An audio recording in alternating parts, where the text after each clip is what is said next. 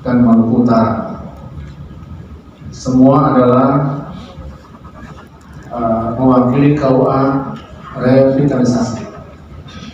Jadi kita harapkan mereka yang datang sini mendapatkan pencerahan, mendapatkan bekal yang bisa diterapkan dalam melakukan pelayanan publik di rumah masing-masing. Untuk itu, mengawali acara ini, sesi ini, mari kita sama-sama baca basmalah. Bismillahirrahmanirrahim. Dan kita lakukan selamat datang Pak Dirjen, meskipun beliau sangat sibuk, tapi bisa menyempatkan waktu bertemu dengan kita semuanya. Pada beliau Pak Dirjen, waktu dan tempat kami silakan.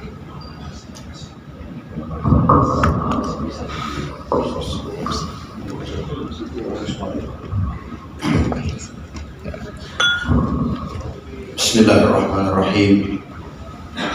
Assalamualaikum warahmatullahi wabarakatuh. Alhamdulillahi rabbil alamin.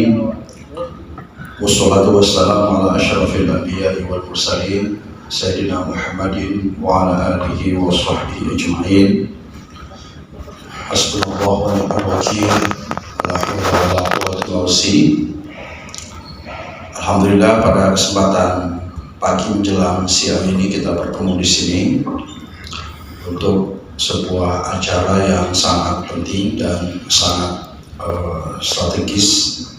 Insya Allah semoga bermanfaat bagi bangsa, bagi negara, bagi agama, dan bagi kita semua.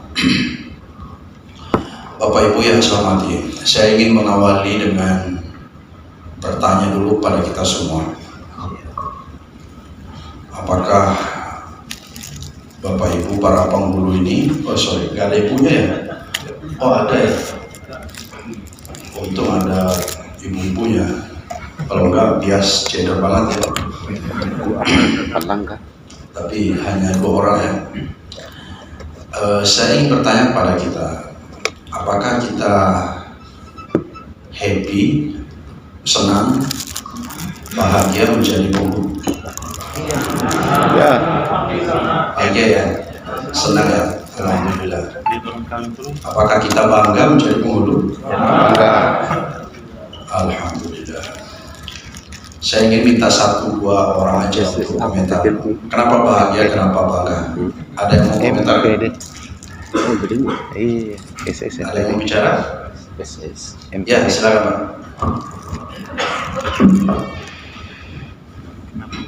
Bismillah, Assalamualaikum warahmatullahi wabarakatuh. Yang saya muliakan Pak Dirjen, Pak Kasudin, Pak Kabid, teman-teman sekalian. Yang namanya bahagia itu tergambar pada mulai dari bawah sampai ke atas sekali bangga, jadi gugur. Hingga realitas yang ada di masyarakat kami terlihat hari ini yang sebelumnya tidak terlihat. Maksudnya dengan kapasitas kami sebagai penghulu ini, kami semakin memiliki self-confidence di masyarakat. Sesuai arahan Pak Kasudin kemarin, penghulu itu harus percaya diri, seperti layaknya kebanyakan. Oleh itu, dalam implementasi pekerjaan kami pun seperti itu hari ini Pak Dirjen. Kami percaya diri, kami bahagia, kami happy full dengan jabatan penghulu ini. Terima kasih Pak.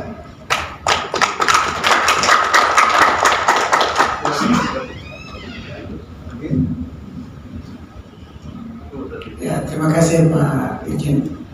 Kami bangga sebagai penghulu. Apa kebanggaan kami? Karena hanya satu-satu jabatan penghulu lah yang bisa menghalalkan yang haram menjadi halal. Bahaya.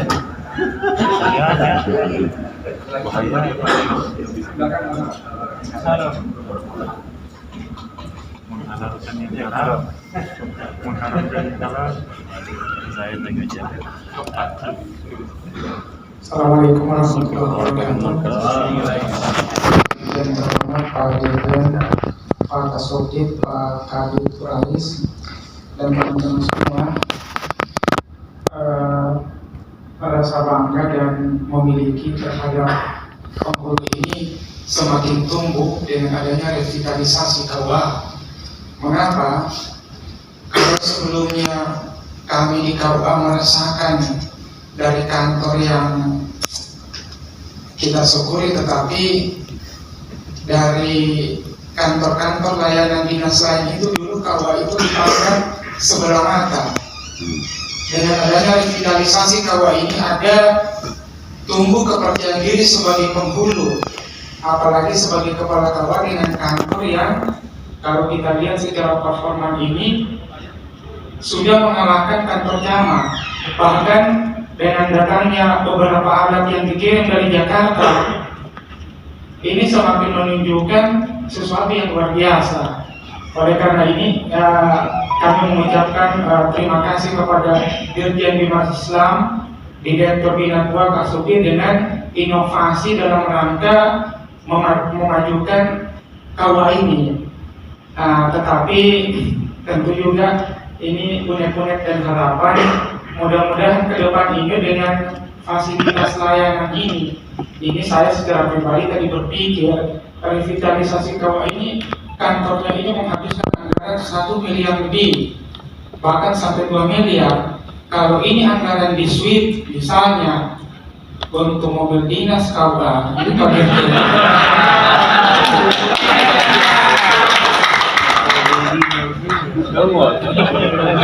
Bayangkan itu kalau mobil kalian yang baru itu 100 juta lebih.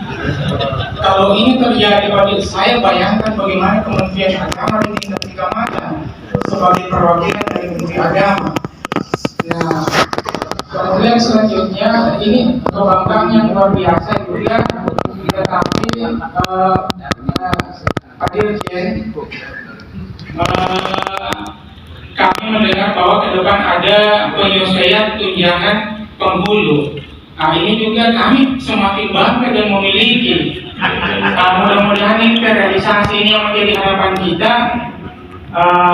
Karena kenapa sebenarnya tugas tambahan sebagai kepala KUA ini luar biasa beratnya. Lintas sektoral itu tidak mengenal hari jam kantor, diundang hari Ahad, hari Sabtu, malam hari kita melakukan pelayanan. Kemudian selanjutnya KUA ini dianggap sebagai orang yang berduit, makanya undangan banyak. Iya, itu kalau itu di tingkat kecamatan biasa KUA berapa partisipasinya di kecamatan, kabupaten, berapa yang kita ini dananya dari mana? Saya pernah ditanya bagaimana KUA PPA ada di anggarannya, saya bingung menjawab. Oleh karena itu ada harapan kita ke depannya di ruang revitalisasi ini ada dana taktis yang dititipkan di bidang keagamaan. Misalnya 1 bulan itu atau satu triwulan itu ada dana 5 juta. Jadi kalau ada kebutuhan dan pembinaan imam atau PPH ini mengeluh tidak ada ikrar apa KUA, tidak majelis taklim mengeluh, tidak ada mic, tidak ada fasilitas. KUA dengan bangga dan wibawa penghulu ini sudah gampang. Ini yang menjadi harapan-harapan, artinya kebanggaan kali rasa memiliki sebagai kalau seperti ini. Saya kira ini KUA akan semakin berwibawa, Kementerian Agama, dan ini menjadi harapan kita bersama. Kemudian selanjutnya mungkin ini juga sesi dengan alasan nanti tidak bisa, nanti karena kepala sesi bisa diangkat menjadi eselon 3. Ke depan ini penghulu yang sudah golongan penghulu madya ya ada 3D, 4A, kalau memang bisa berkompetisi kenapa tidak? Dan ini semakin menambah orang itu. Ya, bercanda. Jadi baik, terima kasih. Menarik tadi apa yang disampaikan oleh 3 komentator tadi, 3 pembicara tadi, saya kira bagus sekali. Pasti akan kita pikirkan. Jadi pertama begini, mengapa saya bertanya apakah kita senang, bahagia, dan bangga menjadi penghulu? Karena saya berpendapat bahwa kebahagiaan, kesenangan, kebanggaan itu sangat berkorelasi dengan kinerja. Ya. Kalau kita bangga dengan pekerjaan kita, kita senang dengan pekerjaan kita, maka kinerja kita pasti bagus. Karena kesenangan, kebahagiaan itu secara genuine itu melahirkan dedikasi, pengabdian yang tulus. Ya. Ada ketulusan di situ, ada keikhlasan di situ. Karena kita happy, kita senang, kita bangga. Jadi saya bersyukur, senang juga. Kalau Anda tanya, apakah Bapak bangga jadi dirjen? Saya juga bangga jadi dirjen. Saya juga bahagia jadi dirjen. Jadi kita sama-sama bahagia ya, sama-sama bangga ya. Ya memang sih fasilitasnya beda ya antara dirjen dan KUA ya. Tapi bukan itu yang menjadi alasan kita bahagia, alasan kita menjadi bangga. Jadi intinya bahwa kalau kita happy, kita senang, kita bersyukur, ya, semakin senang kita, semakin bersyukur kita, semakin ikhlas, semakin berdedikasi, semakin banyak bersyukur, dan tentu pengabdian kita akan semakin bagus. Bahkan saya yakin juga akan melahirkan kreasi-kreasi yang inovatif. Itu yang pertama. Terima kasih Bapak Ibu sekalian. Pertanyaannya adalah kenapa kita bahagia, kenapa kita bangga. Tadi ada beberapa jawaban, saya kira tidak salah dan itu juga betul.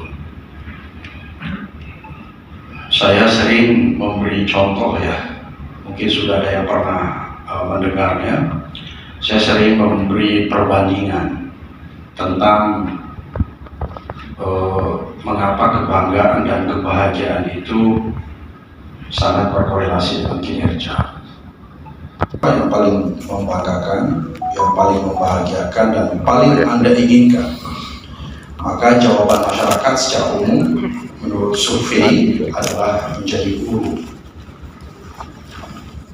Kalau calon pengantin ditanya calon istri seperti apa yang Anda inginkan, jawabannya adalah guru.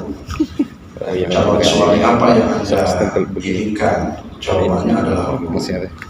Kenapa guru? Ternyata guru ini sangat bangga dengan dirinya, sangat bahagia dengan profesinya. Ia mengajar dengan penuh dedikasi, mengajar dengan hati, mengajar dengan cinta, dengan sayang kepada muridnya, sayang kepada anak-anaknya.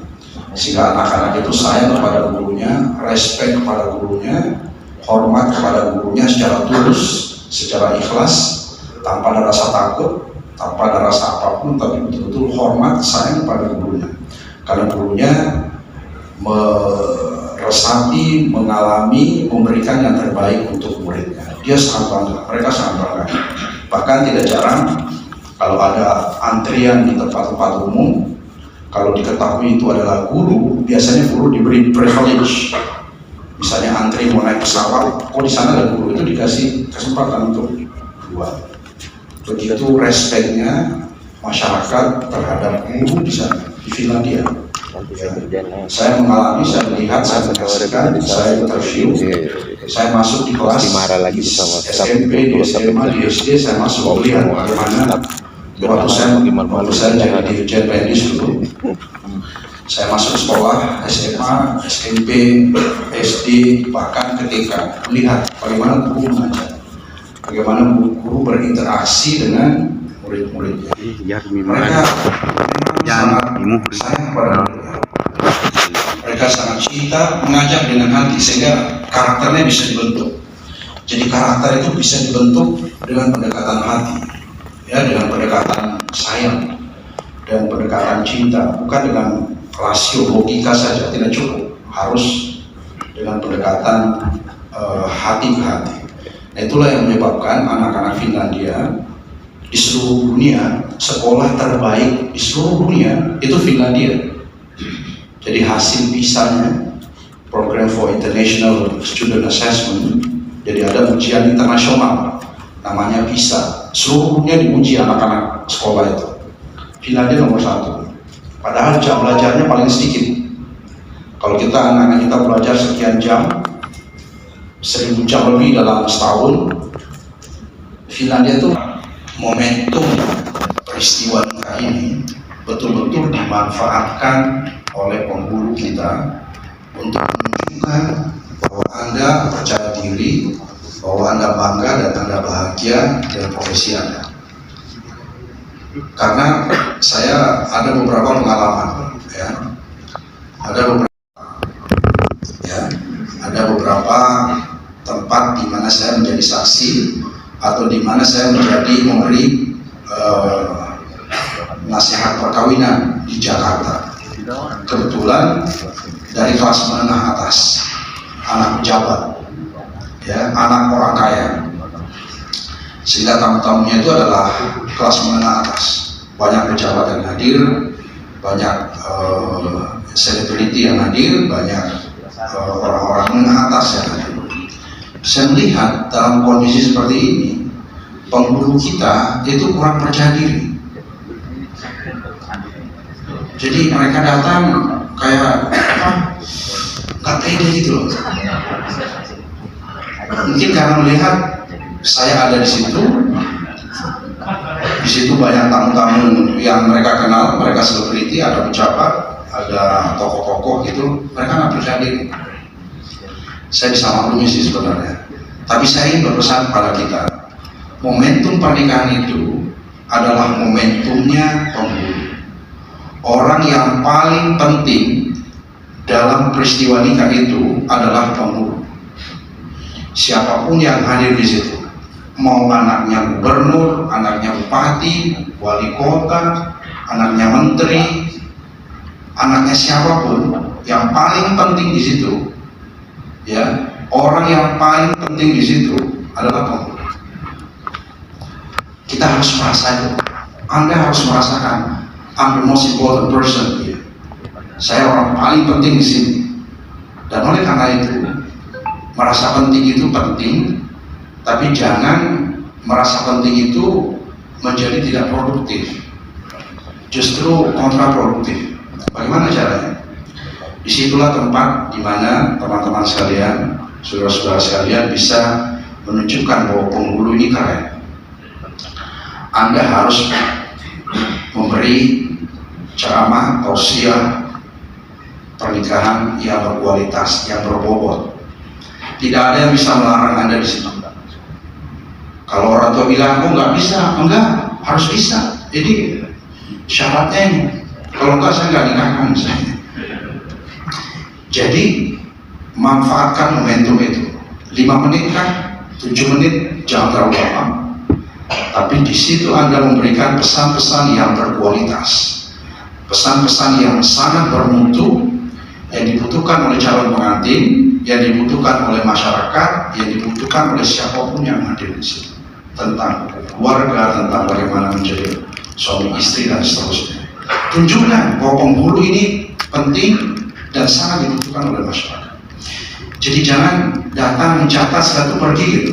Dan itu banyak terjadi, sering sekali saya lihat. Beberapa kali juga saya menghadiri acara pernikahan, saya tidak memperkenalkan ini sebagai dirjen, tidak tahu kalau saya ini dirjen di mahasiswa. Jadi datang gitu, mencatat, setelah itu pergi gitu. Alasannya karena masih banyak lagi yang mau dinikahkan pada hari itu. It's okay, tapi sayang banget, sayang sekali banget. Apalagi kalau di desa, di kampung ya, dimanapun, waduh sayang sekali. Manfaatkanlah waktu itu untuk Bapak menyampaikan pesan-pesan keagamaan yang penting. Itu sangat penting supaya Bapak dicintai oleh masyarakat, disayangi oleh masyarakat, memiliki wibawa, ya, memiliki respect, dignity, kehormatan di tengah-tengah masyarakat. Tapi kalau hanya datang, catat seperti pergi, seakan-akan tidak care dengan siapa yang datang, dengan tamunya, dan peristiwa itu yang penting tugasnya sudah dilaksanakan. Saya merasa sayang sekali.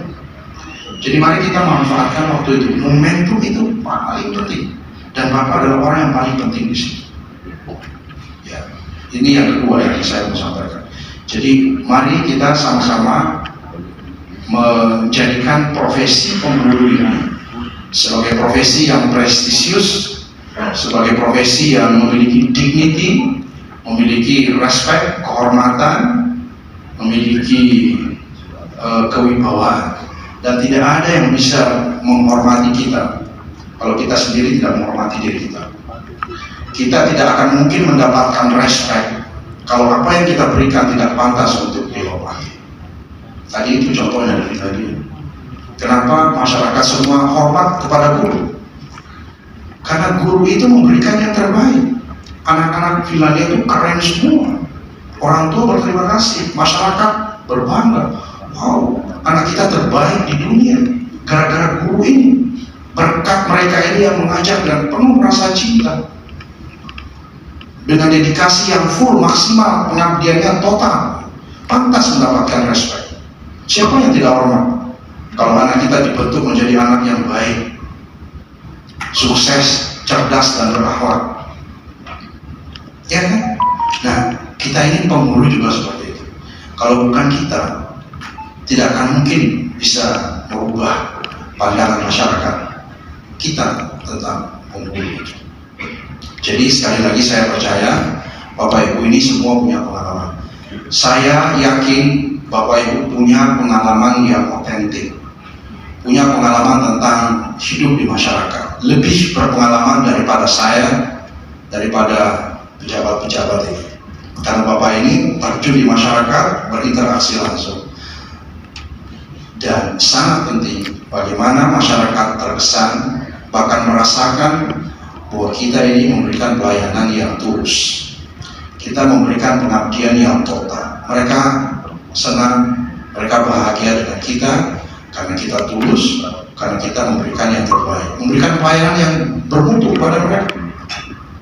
Tentu dalam segala aspek, tentu dalam setiap langkah dan pengabdian kita, bukan hanya pada saat peristiwa nikah, tapi saat mereka ke kantor, saat mereka bertemu kita, pejabat-pejabat KUA, masyarakat merasa bahagia karena Bapak ini adalah orang yang sangat dibutuhkan, mencerahkan, memberikan ceramah agama.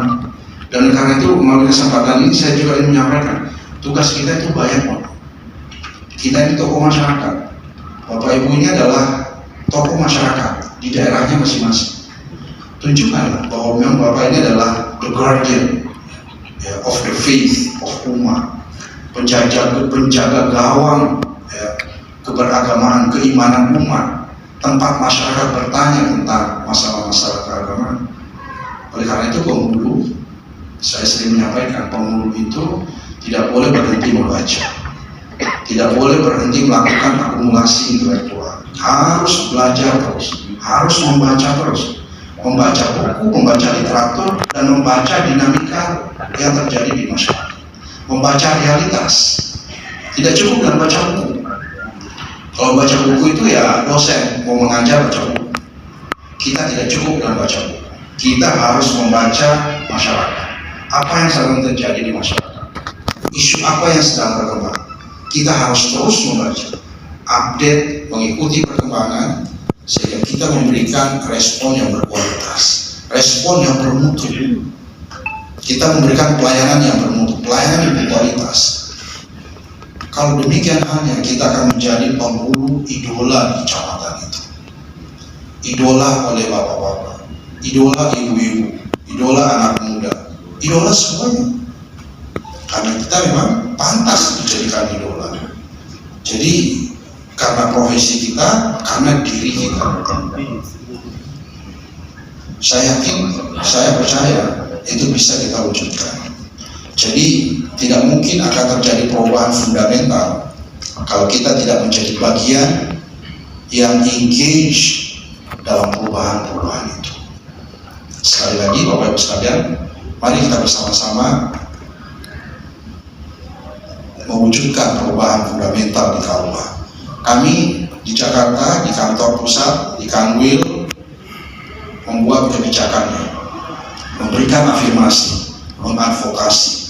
Tetapi sesungguhnya perubahan realnya itu terjadi hanya oleh Bapak Ibu sekalian.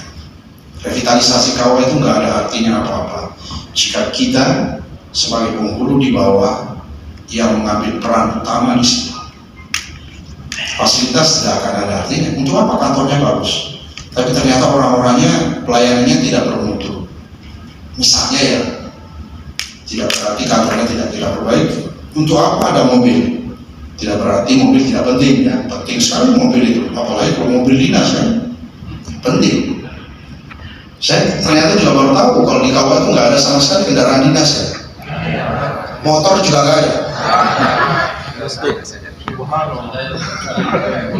Ya, menarik itu informasinya ya. Sebentar lagi lewat Zoom, jadi undang-undang perkawinan sekarang sedang digugat ya, tentang nikah beda agama itu. Jadi Bapak Ibu juga sudah mengikuti ya. Ini sidang yang ke-8 hari ini jam 11. Undang-undang itu digugat, Pak Anwar juga aktif mengikuti. Posisi kita adalah, posisi pemerintah adalah mempertahankan undang-undang perkawinan itu di pasal 2 ayat 1 dan 2, dan ada yang menggugat. Kita lihat, kita tunggu keputusan Mahkamah Konstitusi. Ini sidang yang ke-8. Harapan kita ya tentu harapan kita menang ya, sehingga tetap seperti yang terjadi sekarang.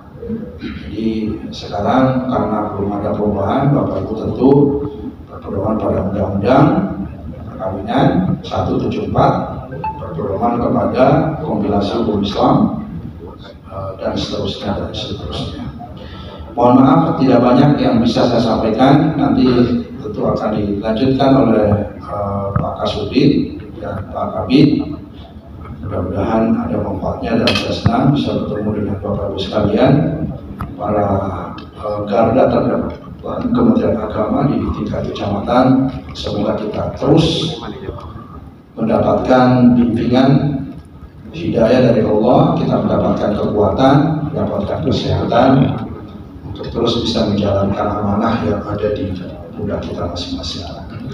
Bila taufiq wal hidayah, Allahumma muwaffiq ila aqwamit thoriq. Wassalamualaikum warahmatullahi wabarakatuh.